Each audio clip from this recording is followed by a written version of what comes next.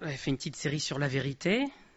J'aurais bien aimé continuer, mais j'ai pas été amené vers ça. Donc voilà, vous allez voir que c'est pas très très différent en fait. Enfin, ça parle peut-être pas de vérité directement avec le mot vérité, mais je pense que ça revient au même. Après, ça reflète un peu ce qui est dans mon cœur de chercher plus le Seigneur, de chercher plus la vérité du coup. Alors c'est juste qu'au lieu d'étudier un passage précis où c'est écrit la vérité dedans, voilà, on n'aura pas un passage très précis aujourd'hui, même si je vais démarrer du psaume 42. Mais voilà, ce sera peut-être un peu moins textuel que d'habitude, mais voilà, ça change, c'est tout, c'est ce que le Seigneur y a mis sur mon cœur. Je veux juste aussi vous... Alors ce sera peut-être un peu bazar, hein, parce que c'est un peu le bazar sur mon cœur aussi, pour remettre les choses dans l'ordre, c'est des choses qui sont encore en cours dans ma vie, donc voilà, je vous les donne telles quelles, et je pense que si le Seigneur il m'apprend des choses, il apprendra des choses à d'autres personnes aussi. C'est partiellement inspiré de mes lectures de vacances, hein, forcément, dont l'excellent livre À la poursuite de Dieu, alors je sais plus c'est quoi ses prénoms, c'est A.W. et Tozer. C'est de vieille lecture, hein, c'est toujours très très bon. C'est un pasteur donc qui a été auteur aussi parce qu'il a beaucoup écrit. Hein. Tozer, il a écrit il était entre les années, tout début des années 1900 en fait. Il est né, je crois, tout à la fin des 1800 et il est décédé dans les années 60, je crois. 1900, hein, du coup, je précise, vu qu'on n'est pas dans notre siècle à nous. Je peux que vous recommander son livre, hein, À la poursuite de Dieu. C'est court, ça fait 70 pages, donc vraiment ça se lit super bien, il n'y a rien d'exceptionnellement compliqué. C'est dans le domaine public si je ne me trompe pas, donc moi je l'ai récupéré gratuitement. Après j'ai une liseuse, donc c'est plus facile pour lire à l'écran. Mais voilà, si vous avez le moyen de le trouver, il est vraiment super bien. Et en fait ça fait suite au témoignage de Rhys Howells, donc je vous ai déjà bien bassiné avec ça, hein, mais voilà, moi il m'a profondément travaillé, ça continue. Et là c'est presque voilà, Howells c'était un cas particulier, on va dire c'était un exemple. Et derrière, Tozer, dans ce livre-là, c'est presque une généralisation, quoi, et expliquer que voilà, on a chacun notre travail à faire pour aller dans le même sens, pour connaître Dieu. Et donc il est peut-être un petit peu plus, systématique. Voilà, il y a une forme de démarche, mais c'est bien parce que ça nous guide, ça nous montre vers quoi on peut réfléchir dans notre vie pour avancer vers le Seigneur. Alors, c'est comme toutes les longues lectures. Bon, je vais vous lire tout le psaume 42 parce qu'il n'est pas très long en fait, hein, mais il n'est pas très long, mais en même temps sur une diapo c'est contraint. Donc voilà. Les versets qui m'intéressent, c'est principalement les premiers, hein, mais comme il n'est pas très long, j'aime bien le lire en entier. Donc psaume 42. Hein. Au chef des chantres, cantique des fils de Corée. Comme une biche soupire après des courants d'eau, ainsi mon âme soupire après toi, ô Dieu. Mon âme a soif de Dieu, du Dieu vivant. Quand irai-je et paraîtrai-je devant la face de Dieu? Mes larmes sont ma nourriture jour et nuit, pendant qu'on me dit sans cesse « Où est ton Dieu ?» Je me rappelle avec effusion de cœur quand je marchais entouré de la foule et que je m'avançais à sa tête vers la maison de Dieu, au milieu des cris de joie et des actions de grâce, d'une multitude en fête. Pourquoi t'as battu, mon âme, et gémis-tu au-dedans de moi? Espère en Dieu, car je le louerai encore. Il est mon salut et mon Dieu. Mon âme est abattue au-dedans de moi. Aussi, c'est à toi que je pense, depuis le pays du Jourdain, depuis l'Hermon, depuis la montagne de Mitséar. Un flot appelle un autre flot, au bruit de tes ondées. Toutes tes vagues et tous tes flots passent sur moi. Le jour, l'Éternel m'accordait sa grâce. La nuit, je chantais ses louanges, j'adressais une prière au Dieu de ma vie. Je dis à Dieu, mon rocher, pourquoi m'oublies-tu? Pourquoi dois-je marcher dans la tristesse, sous l'oppression de l'ennemi? Mes os se brisent quand mes persécuteurs m'outragent, en me disant sans cesse, où est ton Dieu? Pourquoi t'as battu, mon âme, et gémis-tu au-dedans de moi? Espère en Dieu, car je le louerai encore. Il est mon salut et mon Dieu. Voilà. Le message, ça part plutôt de comme une biche soupire après des courants d'eau, donc le début, hein, soupire après des courants d'eau. Ainsi mon âme soupire après toi, ô Dieu. Mon âme a soif de Dieu, du Dieu vivant. Quand irai-je et paraîtrai-je devant la face de Dieu? Mais quand on regarde le reste, en fait, ça colle aussi avec le message quelque part. C'est-à-dire qu'il y a l'idée que ça doit être dans notre cœur, en fait. Notre vie avec le Seigneur, elle doit être dans notre cœur et pas que là-dedans, que dans la tête. Parce qu'on peut Voilà, on peut être d'accord avec ce qui est écrit dans la Bible d'un point de vue doctrine, voilà, on peut être d'accord avec tout un tas de choses, mais là on voit, alors les fils de Corée, on ne sait pas qui l'a écrit, hein, si c'était un des fils, ils l'ont écrit en commun, bon voilà, mais c'est tout à fait personnel, hein, parce que c'est je, moi, me, on voit bien qu'il y a une personne qui exprime une douleur d'être loin de Dieu, et ce qui est intéressant, c'est que tout le vocabulaire, c'est un vocabulaire de l'émotion. Alors je dis pas que on doit être géré par des émotions, hein, mais on voit qu'il y avait c'était pas quelqu'un qui avait dit oui à une doctrine, qui servait dans le temple, c'était son boulot, et puis voilà, c'est tout, quoi. C'est quelqu'un qui connaissait la présence de Dieu dans le temple, et qui, du coup, quand il en était privé, eh ben ça faisait mal, quoi. Il était loin de Dieu, et on lui dit, il est où ton Dieu? Rien que ça l'attristait, ça lui faisait mal. Et tout le vocabulaire de ce psaume 42, c'est ça, c'est l'émotion, c'est le cœur qui parle, en fait. Et je me dis, et nous, comment on serait si on nous privait de la présence de Dieu? Est-ce qu'on a cette douleur-là de dire, oh non, mais non, c'est ce que j'ai de plus précieux? Ou est-ce que finalement, si Dieu il s'éloigne de nous, ça ne fait pas la différence en fait? Et quand je dis ça, c'est vraiment l'idée de, on peut être chrétien, on peut dire voilà, je connais le Seigneur, je vais donner ma vie, je suis d'accord avec ce qui est écrit dans la Bible, je cherche à être une bonne personne, tout ce qu'on veut, hein. Mais le cœur, il est où en fait? Parce que tout ce qu'on dit là, je suis d'accord avec la Bible, c'est dans la tête, c'est là-dedans souvent. Et ça, il faut que ça redescende dans notre cœur et qu'on souffre de l'absence de Dieu. Si on souffre de son absence, c'est qu'on a connu sa présence. Et qu'on l'a connu d'une manière où c'est irréfutable en fait. On ne peut pas dire le contraire. Dire, ouais, j'ai dû connaître le Seigneur. Quand je me suis donné à lui, forcément je l'ai connu. Bon, là c'est dans la tête. C'est comme la Bible me dit que si je crois en lui, je suis sauvé. Ouais, je suis sauvé. Je le sais dans ma tête. Mais est-ce que je le sais dans mon cœur? Est-ce que je l'ai vécu?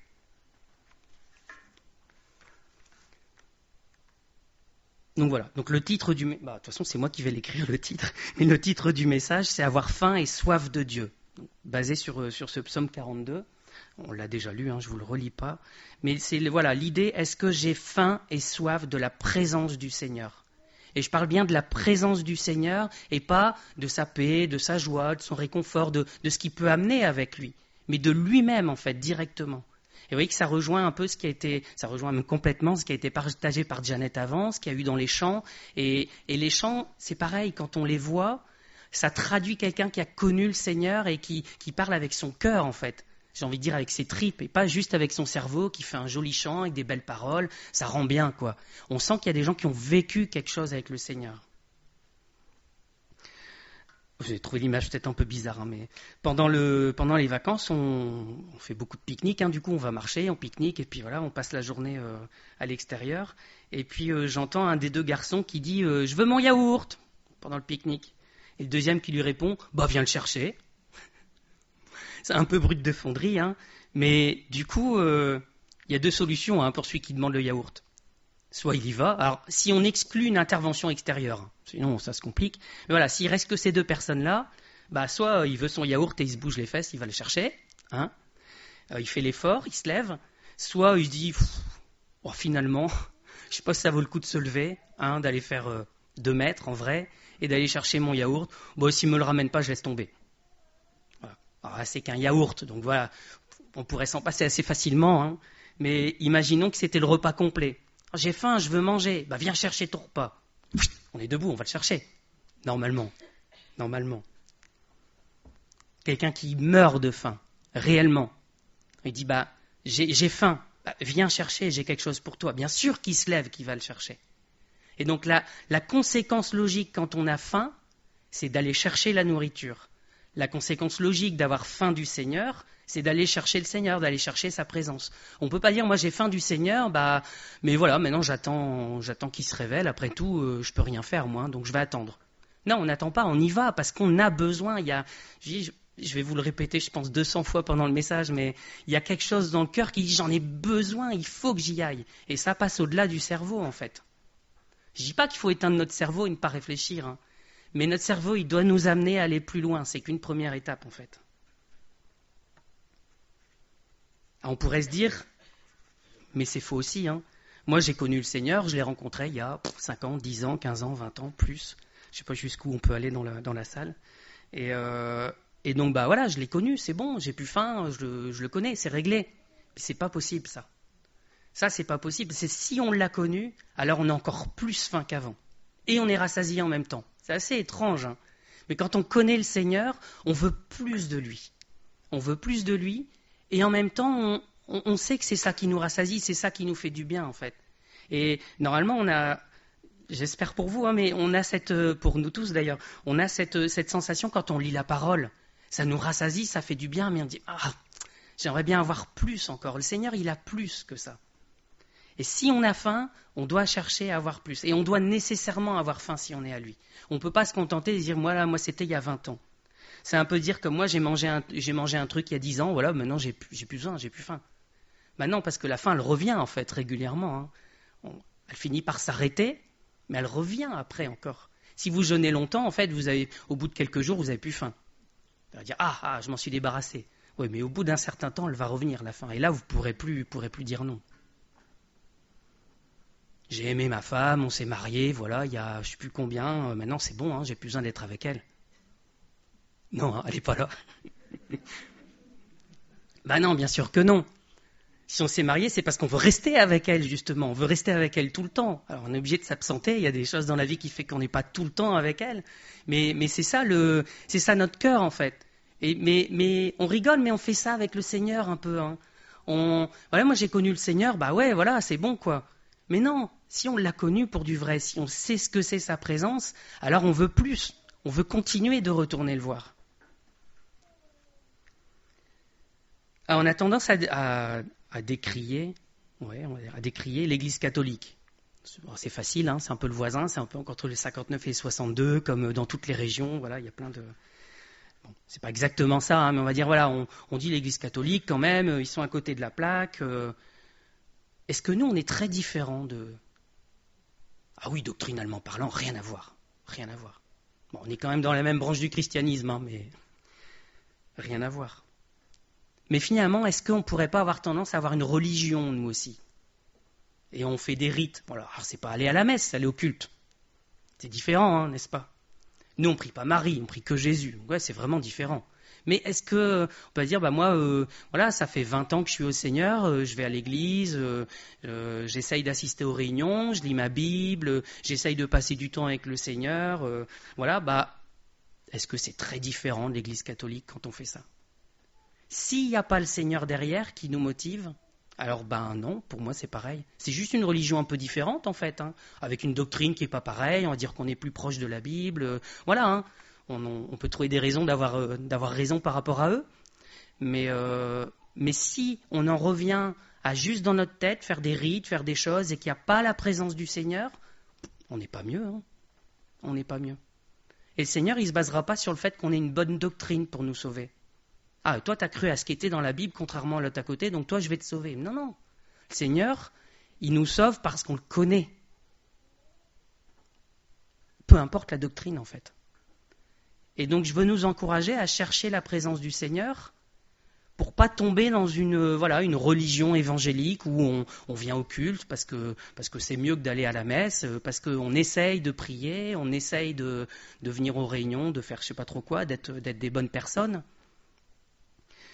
Il y a déjà quelque chose, si on essaye, ça traduit un peu le fait que c'est nous qui travaillons en fait. Hein. Et je ne dis pas qu'il n'y a pas de travail de notre part, qu'on ne doit rien faire. Mais l'initiative, elle est dans l'autre sens en fait. Et je crois qu'on devrait pas chercher tant que ça à se transformer nous-mêmes, à essayer de faire mieux les choses, à prier plus. Je reprends l'image avec le fait qu'on est marié en fait. Hein. Alors, on se souvient surtout au début du mariage, mais ça prend une forme un peu différente après. Mais au tout début, avec Maï, on cherchait la moindre occasion d'être ensemble, en fait. Et puis quand il faut se quitter, c'est dur, quoi. Alors la fois prochaine qu'on se voit, c'est là. Et puis les séparations, elles prennent du temps, quoi, parce que c'est juste la présence de l'autre qui est tellement bonne, tellement agréable. On se force pas à être avec l'autre.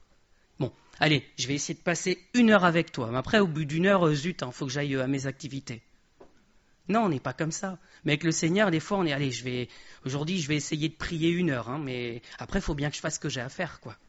Ah oui, je sais bien qu'on a quelque chose à faire et on a tous quelque chose à faire dans notre journée, c'est inévitable. Mais est-ce qu'on en est là à se forcer à prier ? Je vais essayer de calmer tout le monde, moi y compris, pas de souci, mais est-ce qu'on prie facilement 1 heure? Est-ce qu'on est 1 heure dans la présence du Seigneur? Même juste en fermant notre bouche, en étant avec lui. 1 heure, on calme déjà pas mal de gens normalement. Et 2 heures, et 4 heures, 8 heures, j'en sais rien, autant que vous voulez. Si on n'avait pas d'activité, est-ce que ça nous dérangerait? Pas facile, hein?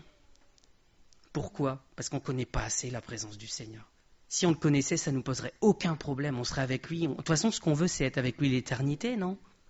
Et on a du mal à le faire 8 heures, là?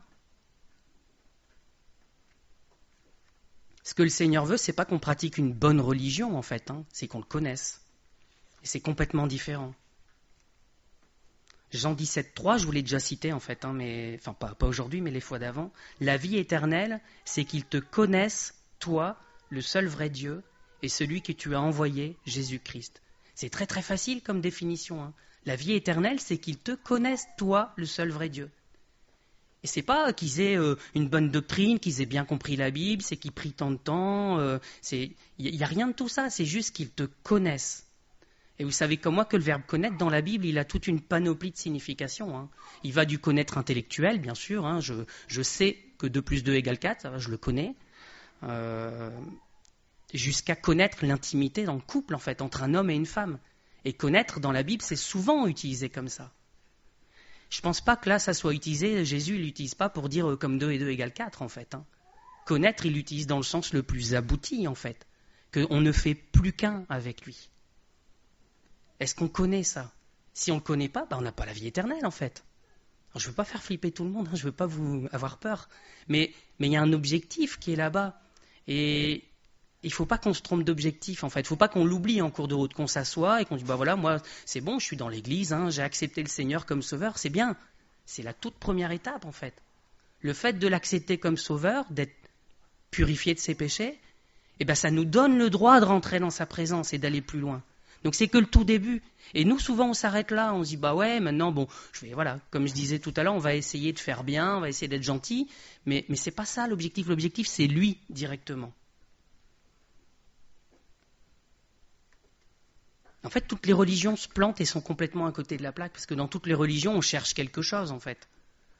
On cherche, le paradis pour certains, on cherche le fait d'être en paix, le fait d'être des gens bien, de je ne sais pas trop quoi. On cherche tout un tas de choses, mais jamais le Dieu lui-même, en fait, sa présence, la communion avec lui.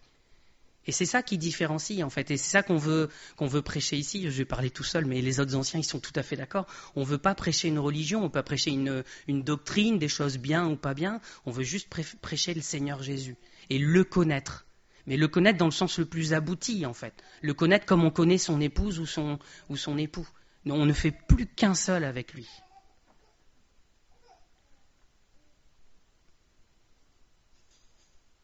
Le connaître comme ça ne peut pas s'apprendre dans un livre. On ne peut pas juste lire suffisamment la Bible, la lire très très très souvent, et dire voilà, maintenant je connais Dieu, parce que même celui qui connaît la Bible par cœur, s'il y en a un qui y arrive, il ne connaît pas Dieu. Il connaît des choses sur Dieu, mais il ne connaît pas Dieu lui-même, en fait. La Bible, c'est qu'un outil pour nous amener dans sa présence. J'aurais pu lire autant de livres que je voulais sur Maï, j'aurais pas pu la connaître, en fait, comme ça. J'aurais eu pas mal d'infos sur elle. J'essaye de ne pas faire de blagues. J'aurais eu pas mal d'infos sur elle, mais il y a plein de choses que j'aurais découvert en vivant, que je découvre en vivant avec elle. Parce qu'il faut vivre avec les personnes. Il faut être en permanence avec elles. Et voilà, on parle avec elles, on échange sur un tas de sujets, on vit avec elles, on voit ses réactions, et c'est comme ça qu'on la connaît. Et après X années, on ne peut pas encore dire qu'on la connaît par cœur. Mais tout doucement, avec le temps, on commence à se dire « Ah, là, elle va réagir comme ça ». On commence à s'amuser avec les enfants, parce qu'eux aussi, ils repèrent les trucs. Alors, c'est souvent dans l'autre sens, parce qu'il y en a un des deux qui est plus blagueur que l'autre dans les parents. Mais je peux me retourner vers Raphaël et dire « Regarde, là, maman, elle va poser ça comme question, elle va dire ça. » Paf, ça rate pas. Pourquoi? Parce que je la connais, je sais très bien comment elle réagit. Et c'est probablement la même chose pour elle, c'est juste qu'elle est un peu plus discrète, moins blagueuse. Mais voilà. Et avec le Seigneur, ça doit être comme ça.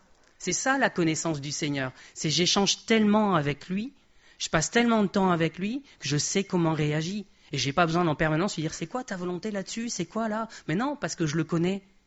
Ah, là, je sais très bien comment il va réagir. Alors il fait des surprises, le Seigneur, hein, parce qu'il y a des plans qui vont beaucoup plus loin que ce que nous on comprend et ce qu'on sait. Mais quand même, dans plein de circonstances, on saura par défaut ce qu'il va penser en fait le Seigneur.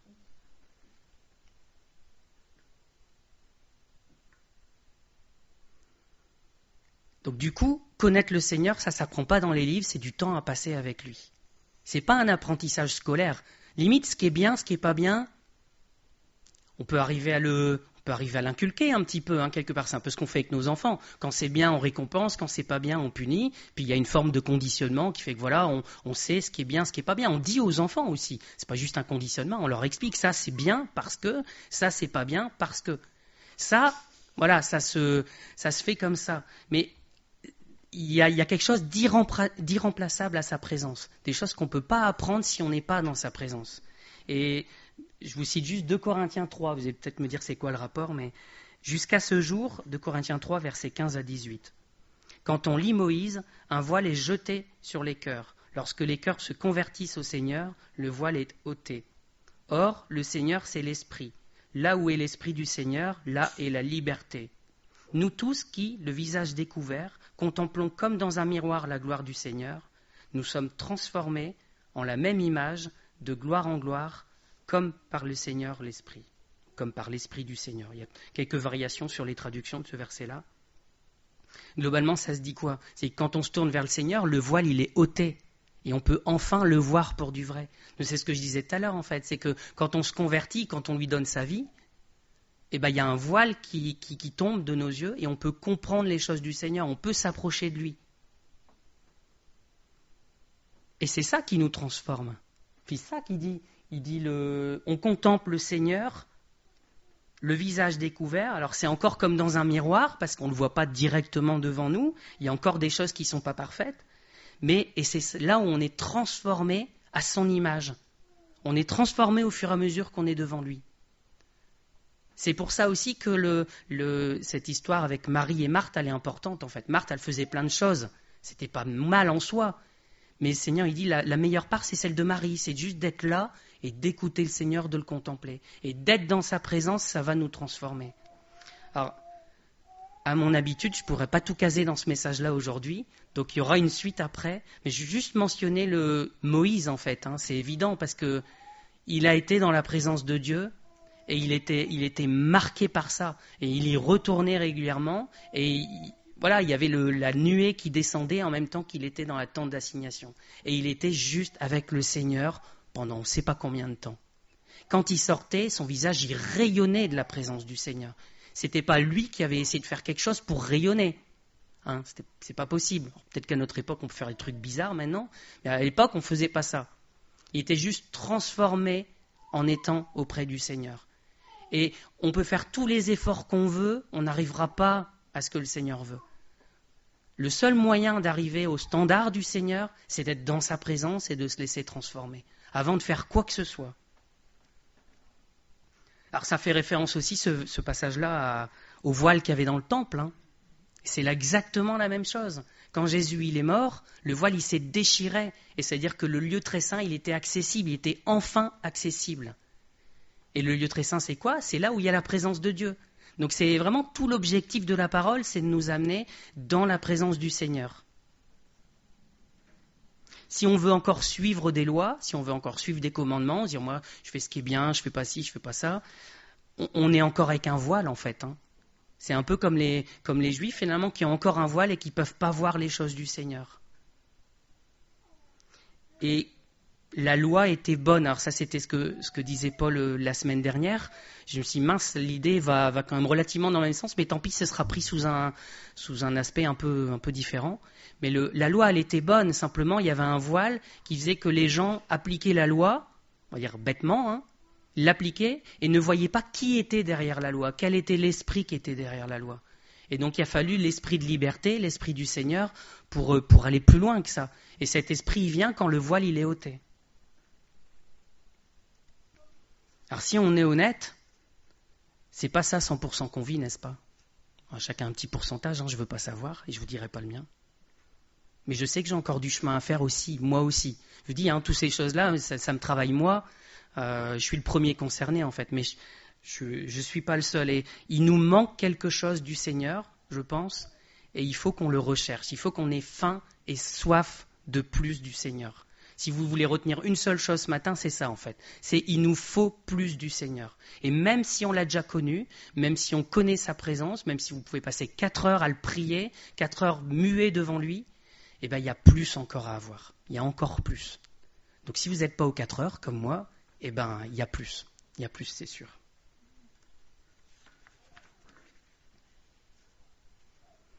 Donc, c'est la différence, en fait, entre ce qu'on prêche et les différentes religions qui existent. Quelque part, le catholique, je veux dire lambda, de tradition, il s'assoit dans l'église, il fait les rites, il fait la petite communion, grande communion, enfin tous les trucs que je connais pas très bien ce que j'ai pas fait, mais il effectue les rites. Et puis, je pense que le catholique lambda, je vous explique pourquoi je dis lambda, il connaît pas Dieu, il s'en fiche de Dieu en fait. Il fait les choses parce qu'il faut faire ça, c'est tout.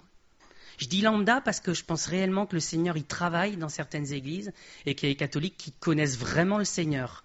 Et du coup, c'est différent. Donc, je veux vraiment faire une exception parce qu'il y a des catholiques qui ont un cœur pour le Seigneur. Il y a des choses qui se réveillent et ça pourrait être un joli pied de nez du Seigneur de passer par l'Église catholique pendant que les évangéliques s'endorment et tournent dans la doctrine, dans les choses qui sont bien, dans la religion. Le musulman, il cherche la faveur d'Allah. Mais est-ce qu'il veut être avec lui? Non. Allah, il est trop saint, il ne peut même pas être avec lui. Ce qu'il veut, c'est le paradis avec tout ce qu'il peut y avoir dedans. Je pensais même aux témoins de Jéhovah. Les témoins de Jéhovah, ils aimeraient faire partie des 144 000. Mais bon, depuis le temps, 144 000, le niveau est atteint. Donc ils veulent juste faire partie de la foule.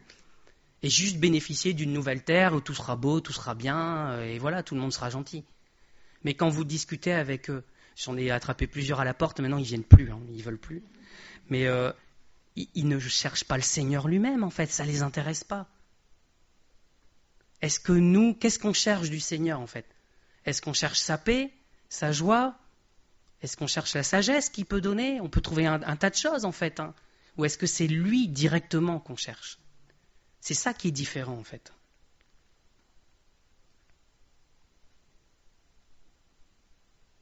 Au risque de paraître lourd, je répète une nouvelle fois que ce n'est pas simplement avoir une opinion juste sur Dieu.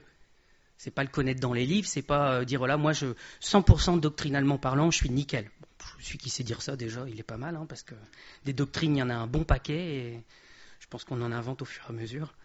Mais il s'agit d'avoir une communion personnelle avec Dieu. Et quand j'ai plus le titre, j'ai plus l'auteur, donc j'ai plus beaucoup de détails, mais j'avais des petits livrets édités par Porte Ouverte en fait. Et dans ce livre, je sais même plus de quoi ça traitait, mais j'ai retenu un truc, c'est qu'on idéalise souvent les chrétiens persécutés. Pour nous, chrétiens persécutés, comme ils sont persécutés pour leur foi, ils sont top moumoute en fait pour le Seigneur. Ils sont super bons dans tous les trucs, voilà. Et en fait non, il y en a, ils sont mais complètement à côté de la plaque sur certaines doctrines. Et on pourrait dire que c'est des doctrines super importantes, mais minces. Mais ils tiennent dans la persécution. Pourquoi? Parce qu'ils connaissent le Seigneur, parce qu'ils ont connu sa présence, et que ce n'est pas la doctrine qui est importante. Alors bien sûr, quand il y a des choses vraiment importantes, mais aux yeux du Seigneur, il va les corriger, ce n'est pas un problème, il va les rectifier. Mais la doctrine, c'est un point secondaire. Ce n'est pas l'idée de dire n'importe quoi, ne me faites pas dire ce que j'ai pas dit. Mais le point principal, c'est de connaître Dieu. Et quand on le connaît, on peut passer à travers de tout, en fait. Et nous, on se demande, mince, quand il y aura la persécution, est-ce qu'on va tenir Alors, personne ne peut le dire à l'avance. Mais si on connaît le Seigneur, alors on passera au travers. C'est sûr et certain. On peut le formuler comme ça. Ce n'est pas la doctrine qui nous permet de tenir bon pour le Seigneur. Ce n'est pas ce qui est dans notre tête, en fait. Du jour au lendemain, on peut essayer de nous faire tourner les idées un peu différentes. Mince, est-ce que j'avais vraiment pensé ça comme ça? Ah ouais, ils ont peut-être raison, et puis on peut partir en vrille. Mais si le cœur il est accroché au Seigneur, si on l'a connu, alors on ne pourra pas dériver en fait. Si du jour au lendemain on essaie de me faire croire que Maï a jamais existé, je sais très bien que je la connais. Elle existe, j'ai plein de preuves à la maison. Je ne peux pas m'en empêcher. La semaine dernière, il y a eu Paul qui était cité dans une prière. Il nous liste ses souffrances. Alors voilà, j'ai pas retrouvé le livre de Porte ouverte. Je dis tiens, on va citer le cas de Paul. C'est un peu long, mais voilà, ça nous montre où est la barre, quelque part. Voilà, donc c'est encore un gros pavé, hein, donc pas bien pour les diapos, mais tant pis. Dans 2 Corinthiens 11, versets 22 à 30. Il parle donc de détracteurs hein, et de gens qui disaient lui, il n'est pas vraiment apôtre. Et il dit sont-ils hébreux?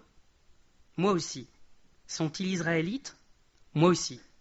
Sont-ils de la postérité d'Abraham? Moi aussi. Sont-ils ministres de Christ? Je parle en homme qui extravague. Donc il dit en gros, je parle comme eux, hein, je parle un peu en délire, mais vu qu'ils veulent jouer comme ça, on va jouer comme ça. C'est une traduction moderne à la moi, mais. Je le suis bien plus encore, par les travaux, bien plus, par les coups, bien plus, par les emprisonnements, bien plus. Souvent en danger de mort. 5 fois j'ai reçu des Juifs 40 coups moins 1. 3 fois j'ai été battu de verge. 1 fois j'ai été lapidé. 3 fois j'ai fait naufrage. J'ai passé 1 jour et 1 nuit dans l'abîme. Fréquemment en voyage, j'ai été en péril sur les fleuves, en péril de la part des brigands, en péril de la part de ceux de ma nation, en péril de la part des païens, en péril dans les villes, en péril dans les déserts, en péril sur la mer, en péril parmi les faux frères. J'ai été dans le travail et dans la peine, exposé à de nombreuses veilles, à la faim et à la soif, à des jeûnes multipliés, au froid et à la nudité. Et sans parler d'autre chose, je suis assiégé chaque jour par les soucis que me donnent toutes les églises. Qui est faible, que je ne sois faible? Qui vient à tomber, que je ne brûle? S'il faut se glorifier, c'est de ma faiblesse que je me glorifierai. Alors c'est vrai que ça part, moi aussi je suis comme ci, moi aussi, moi j'ai subi ça. Et à la fin, tout ça en fait, il n'en tient pas compte. Il dit c'est pour parler comme eux. Et si je dois me glorifier de quelque chose, c'est de ma faiblesse. Mais comment il a tenu, Paul? Pas parce qu'il avait une bonne doctrine. Pourtant, il en a écrit des bonnes choses, hein, c'est pas le problème. Parce qu'il avait rencontré le Seigneur. Vous savez, sur le chemin de Damas, on ne refait pas toute l'histoire. Hein. Sur le chemin de Damas, il a un aveuglement, il entend une voix, et là, il a réellement rencontré le Seigneur. Et ça, il n'a jamais pu le nier. Ça a transformé toute sa vie. Et après, on sait qu'il est parti en Arabie, on ne sait pas ce qu'il y a fait. Il est parti pendant 3 ans, il nous dit, après, je reviens à Damas. Donc, je suis quasiment sûr que pendant ces 3 ans qu'il a passé à l'écart, il était dans la présence du Seigneur. Et c'est là où il a été transformé, en fait. Il y a eu un premier coup quand il est tombé du cheval, qui était aveuglé. Il y a eu ces 3 jours derrière où ça a dû tourner, mais après c'est rentré là-dedans, parce qu'il a vécu avec le Seigneur, parce qu'il était dans sa présence. Et après il peut subir tout ce qu'il veut, toutes ces choses qu'il liste là. C'est plus un problème en fait. Alors c'est pas qu'il souffre pas, hein, c'est pas qu'il le ressent pas, mais il a connu le Seigneur, il n'y a plus rien qui peut le dériver de ça, qui peut le dévier de ça, pardon. C'est ça qu'il nous faut. C'est connaître le Seigneur au point où il nous transforme et où il n'y a plus rien qui peut nous dévier de la trajectoire.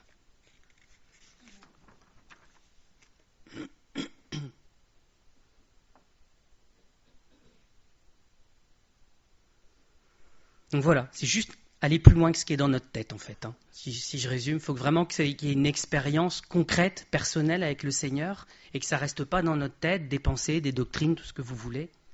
Je ne dis pas qu'il faut rejeter tout ce qu'on a connu du Seigneur non plus. Je peux me dire attention, vous allez tous ressortir en larmes derrière en disant en fait il n'y a personne de chrétien. C'est pas le cas. On a connu le Seigneur, on s'est donné à lui, on a dit je reconnais mes péchés et on avance avec lui. Mais je crois qu'il y a beaucoup, beaucoup plus, en fait, et on se limite. La conversion, c'est la toute première étape, toute première étape. Elle est toute petite dans la vie avec le Seigneur. Hein. Dans la plupart des témoignages qu'on lit, en fait, la conversion, c'est quelques pages, en fait. Hein. Des fois, on explique un peu avant comment on en est arrivé là. La conversion, c'est assez radical. Je pense aussi à ce Rhys Owells, là. Il y a une conversion, il s'étale pas là-dessus, en fait. Hein. Il y a quelques pages, et puis c'est réglé, c'est tout. Il s'est donné au Seigneur. Mais après, il y a des centaines de pages dans le bouquin expliquant comment le Seigneur il le purifie, comment il le transforme, et pourquoi ça? Parce qu'il passait du temps avec le Seigneur, qu'il priait le Seigneur. Et c'est comme ça que le Seigneur l'a transformé, et un peu comme cette image du métal qu'on met dans le feu et qui est purifié, et le Seigneur il enlève tout ce qui ne correspond pas, tout ce qui n'est pas de lui, et il met sa présence à lui, il met son esprit de plus en plus fort. C'est de ça qu'on a besoin. La foi en Dieu, c'est quoi? C'est la confiance en fait, hein, la foi. Alors, la foi, la fidélité, c'est le même mot. Hein. dans le Nouveau Testament.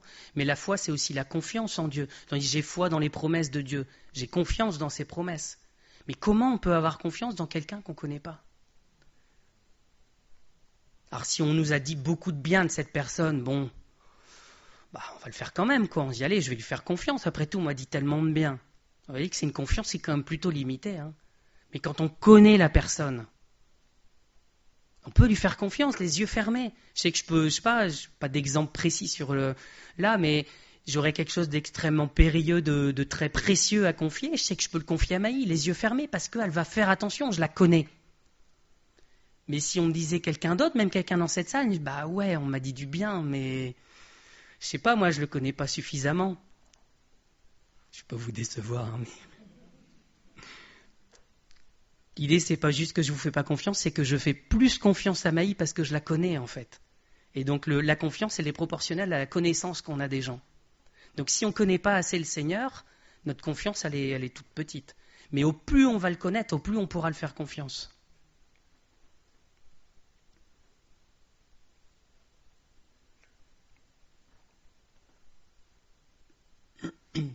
Jean 4, versets 39 à 42, c'est la Samaritaine. Alors, on connaît bien le début de l'histoire, mais là, j'ai juste pris les derniers versets qui sont intéressants.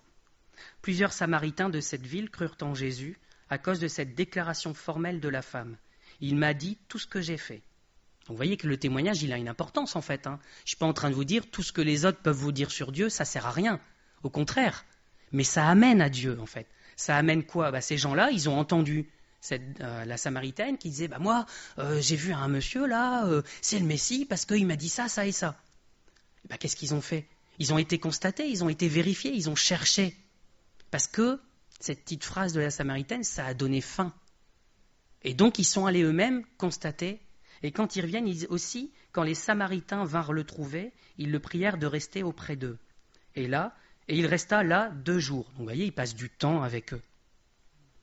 Un beaucoup plus grand nombre crurent à sa parole. Et il disait à la femme, « Ce n'est plus à cause de ce que tu as dit que nous croyons, car nous l'avons entendu nous-mêmes, et nous savons qu'il est vraiment le Sauveur du monde. Je l'ai constaté moi-même de mes propres yeux, je l'ai écouté avec mes propres oreilles. Maintenant je le sais. » C'est exactement ça qui se passe pour les Samaritains. Donc vous voyez, la Bible, c'est très très bien. Ça nous amène au Seigneur. Ce que les autres nous disent, ce qu'on peut prêcher ici même, c'est juste un outil pour nous amener auprès du Seigneur. Et après, c'est à nous à faire cette démarche, de dire, ouais, ça me titille, ça me donne faim et je veux plus de ça. Et là, on va au Seigneur directement. On dit, Seigneur, je veux goûter ta présence.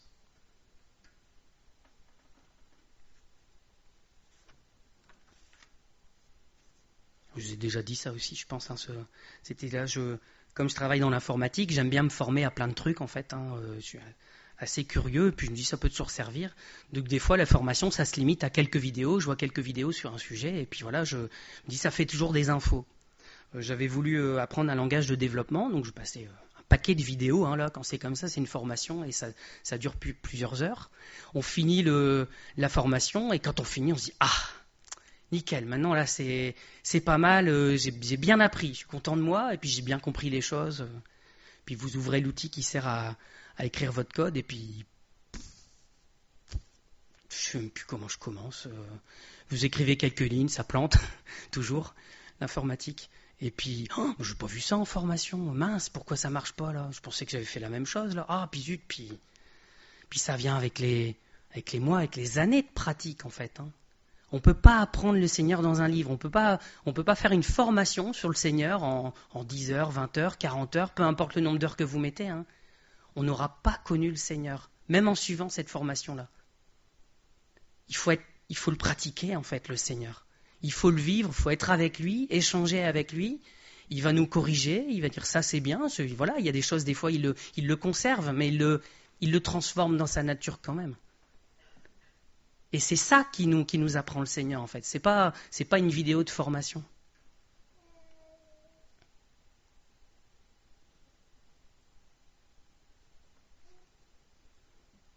Colossiens 3, c'était cité la semaine dernière aussi. C'est rigolo parce que j'avais déjà tout ça en tête et la semaine dernière, il y avait des prières, des choses qui étaient dites et je dis c'est intéressant, bon, je vais le récupérer aussi parce que ça devient tellement bien dans le sujet. Donc Colossiens 3, versets 1 et 2. Si donc vous êtes ressuscités avec Christ, cherchez les choses d'en haut, où Christ est assis à la droite de Dieu. Affectionnez-vous aux choses d'en haut et non à celles qui sont sur la terre. Donc si vous êtes ressuscités, cherchez les choses d'en haut. Quand on est ressuscité, quand on a la nouvelle vie que le Seigneur nous donne, c'est une logique implacable que de chercher les choses du Seigneur, que de chercher sa présence. Et j'aime bien ce « affectionnez-vous aux choses d'en haut ». Il y a un amour à avoir pour les choses d'en haut et un amour qu'on travaille, comme dans le mariage en fait. C'est pas naturel, ça ne nous tombe pas dessus comme ça. Et puis voilà, cool, on a eu du bol, on va s'aimer toute la vie. Ou non, pas de bol, on va se séparer. Il y a un travail à faire en fait. Et le Seigneur, c'est pareil, il y a un travail à faire avec lui pour persévérer dans l'amour et pas le lâcher. Mais lui, il fera le travail, ça, il n'y a aucun problème. Lui, il ne nous lâchera pas. Voilà, je ne sais pas comment le dire autrement. Je pense que j'étais assez lourdingue dans ma manière de le dire, mais c'est comme ça, c'est répétitif, c'est plein d'images. C'est peut-être pas beaucoup de versets, vous allez me dire, mais voilà, c'est le cœur de la parole. On verra plein d'autres exemples quand on voit la vie d'Abraham, qui était l'ami de Dieu, le temps qu'il passait avec Dieu. Quand on voit Moïse, c'est incroyable. Incroyable.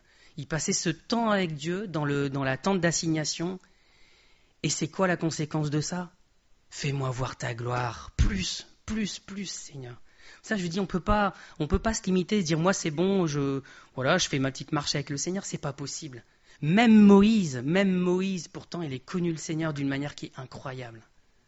Il veut plus du Seigneur. La première étape, c'est de se rendre compte qu'on n'a pas faim et qu'on n'a pas soif. Si on n'a pas faim et si on n'a pas soif, bien sûr. Si on a faim et soif, alors on sait qu'on doit le chercher, c'est inévitable. Mais si on n'a pas faim et soif du Seigneur, alors il faut s'en rendre compte, il faut dire c'est vrai, je rate quelque chose. Et c'est un peu ce qu'a fait ce témoignage en fait de Rhys Howells. Je suis désolé, ça revient tout le temps là-dessus, mais ça m'a vraiment marqué à vie. De dire mais il y a plus, il y a plus, je rate quelque chose avec le Seigneur et je veux connaître ça. C'est pas réservé aux grands hommes de Dieu, c'est pas réservé à une élite. C'est ce que le Seigneur il veut pour tout le monde. La vie éternelle, elle n'est pas réservée aux grands hommes de Dieu, à une élite. Elle est pour tout le monde. Et la vie éternelle, c'est qu'ils te connaissent, toi, le seul vrai Dieu. Il n'y a pas, Donc la fois prochaine, j'espère faire un petit tour de certains hommes de Dieu et vous montrer que c'est leur vie, en fait. C'est ça, leur vie. Ils se sont tournés vers le Seigneur et ils ont passé du temps avec lui. Ils avaient faim et soif de plus de lui. Et ils ont eu plus et ils ont continué. Il y a tous les exemples dans la Bible, c'est ça, en fait, un peu de choses près. Alors, j'ai eu du mal à trouver quelque chose pour clôturer, parce que j'avais trop de trucs pour clôturer. Et c'est parce qu'il y a une suite, quoi. J'ai voulu reprendre Osée. Manu Moraviec, il a prêché là-dessus en début d'année, au mois de mars, je crois. Il a prêché sur Osée, chapitre 6, verset 3. Et je veux juste relire les 2 versets juste avant. Venez, retournons à l'Éternel, car il a déchiré, mais il nous guérira. Il a frappé, mais il bandera nos plaies. Il nous rendra la vie dans 2 jours. Le 3e jour, il nous relèvera, et nous vivrons devant lui. Devant lui. Connaissons, cherchons à connaître l'Éternel. Sa venue est aussi certaine que celle de l'aurore. Il viendra pour nous comme la pluie du printemps qui arrose la terre. Si on a faim et soif de lui, alors ça, à la fin, ça va se terminer par sa présence dans notre vie. C'est inévitable. Il y a des étapes, des fois, il y a un travail qui est à faire, mais ça mène au Seigneur. Donc il faut qu'on ait faim et soif de lui. On doit avoir faim et soif de lui. Si on n'a pas faim et soif de lui, il faut réclamer ça au Seigneur.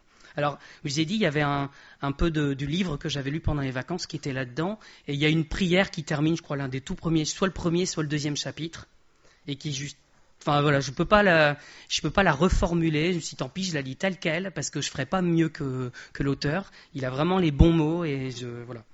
Donc je vous la lis une première fois à vitesse normale, vite comme je parle, et je la lirai une 2e fois, un peu plus lentement, comme ça. Si dans votre cœur vous voulez la lire aussi, ça vous laisse le temps de me suivre et de le dire comme une prière dans votre cœur. Vous n'êtes pas obligé de le dire à voix haute. Moi, forcément, au micro, je n'ai pas le choix. Mais c'est ma prière, il n'y a pas de souci. Et je l'ai laissé pas beau comme ça en une diapo, parce que sinon, ça fait passer la diapo. Là, au moins, tout est là. Et si vous voulez prier, c'est affiché. Ô Dieu, j'ai goûté ta bonté, et cela m'a satisfait et m'a donné plus soif. Je suis douloureusement conscient de mon besoin de plus de grâce. J'ai honte de mon manque de désir. Ô Dieu, le Dieu Trinité, je veux te vouloir. J'ai envie d'être rempli de nostalgie.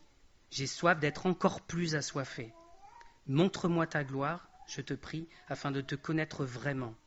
Commence par miséricorde un nouveau travail d'amour en moi. Dis à mon âme, lève-toi, mon amour, ma belle, et sors. Alors donne-moi la grâce de me lever et de te suivre de cette plaine brumeuse où j'ai erré si longtemps. Au nom de Jésus, Amen.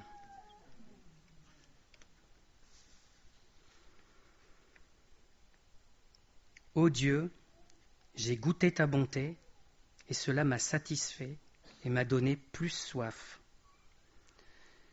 Je suis douloureusement conscient de mon besoin de plus de grâce. J'ai honte de mon manque de désir.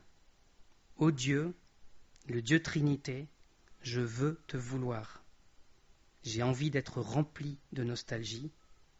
J'ai soif d'être encore plus assoiffé. Montre-moi ta gloire, je te prie, afin de te connaître vraiment. Commence par miséricorde un nouveau travail d'amour en moi. Dis à mon âme, lève-toi, mon amour, ma belle, et sors. Alors donne-moi la grâce de me lever et de te suivre de cette plaine brumeuse où j'ai erré si longtemps.